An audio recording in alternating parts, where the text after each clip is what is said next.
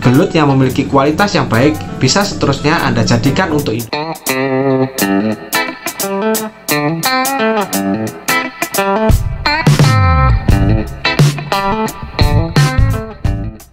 Halo, apa kabar sahabat bisnis terbaru?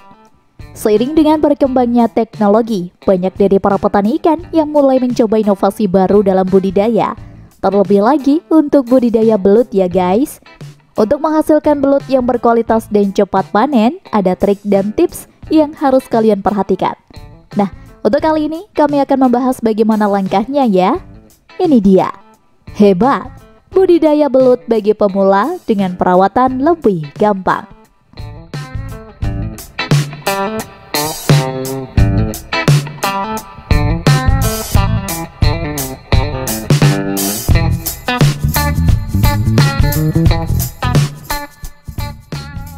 Siapkan media, tempat, dan air. Melakukan persiapan merupakan langkah awal yang wajib untuk dilakukan dalam memulai cara budidaya belut, yaitu dengan kolam pembesaran. Pada umumnya, kolam yang digunakan yaitu berupa kolam yang berjenis kolam terpal atau bisa juga kolam permanen dari semen. Kolam air jernih tersebut bisa meminimalisir pemborosan tempat. Hal tersebut lantaran ukuran kolam yang tidak terlalu besar dapat menampung banyak bibit apabila harus dibandingkan dengan kolam lumpur. Apabila kalian akan menggunakan kolam dengan air jernih, maka harus terlebih dahulu untuk membuat sebuah sirkulasi air yang baik. Hal tersebut supaya dapat mengatur kadar pH di dalam air yang pastinya akan terganggu sebab adanya pengeluaran lendir dari tubuh belut. Sirkulasi yang bagus akan membuat kadar oksigen yang ada di dalam kolam menjadi stabil dan air tetap jernih.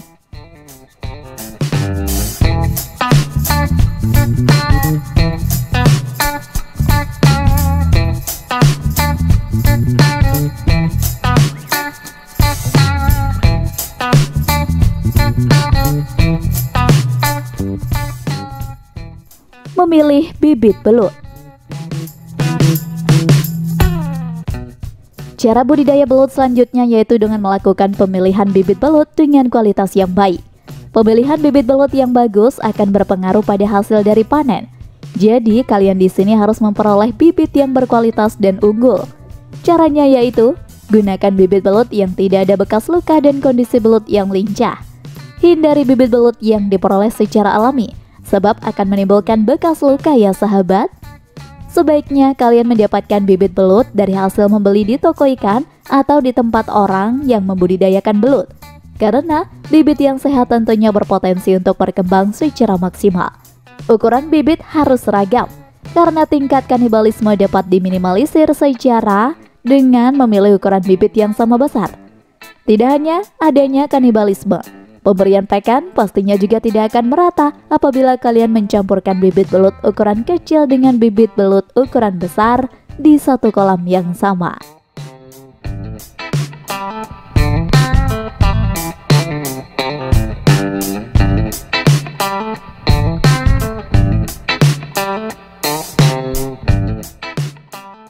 Penebaran bibit belut.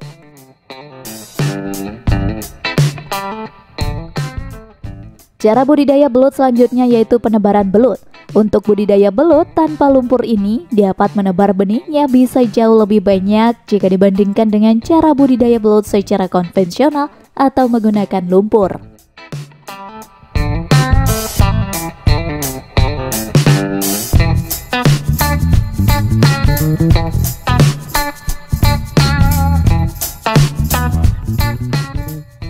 Pemberian pakan. Cara budidaya belut supaya berhasil tidak akan terlepas dari pemberian pakan yang efektif. Hal tersebut tentu saja sangat penting bagi tumbuh kembangnya belut. Pemberian pakan yang tepat di sini akan menyebabkan keberhasilan dari budidaya belut akan jauh lebih optimal. Kalian dapat memberikan beberapa jenis pakan alami, diantaranya yaitu limbah ikan, bekicot, sisa cincangan dari daging ayam maupun pelet. Pada umumnya, pakan akan diberikan secara berkala, 3 hingga 4 kali sehari. Semakin besar dan semakin besar bibit belut, pastinya jumlah pakan akan lebih sedikit. Jika Anda menyukai video ini, silahkan klik like dan subscribe untuk mendapatkan video bisnis terbaru dan terupdate dari kami.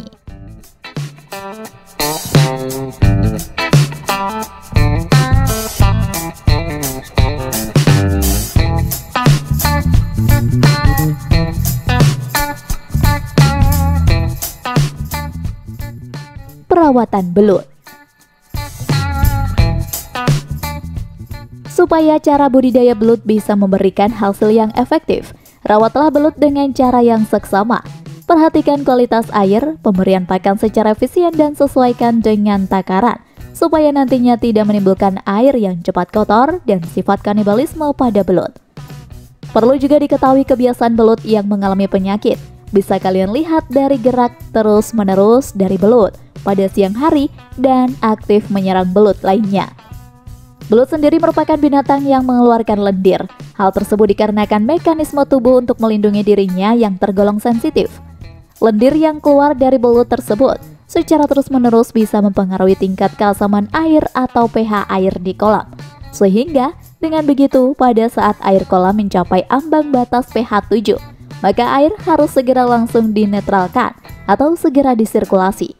Karena itu, media budidaya belut harus dilengkapi dengan sirkulasi air yang memadai ya sahabat.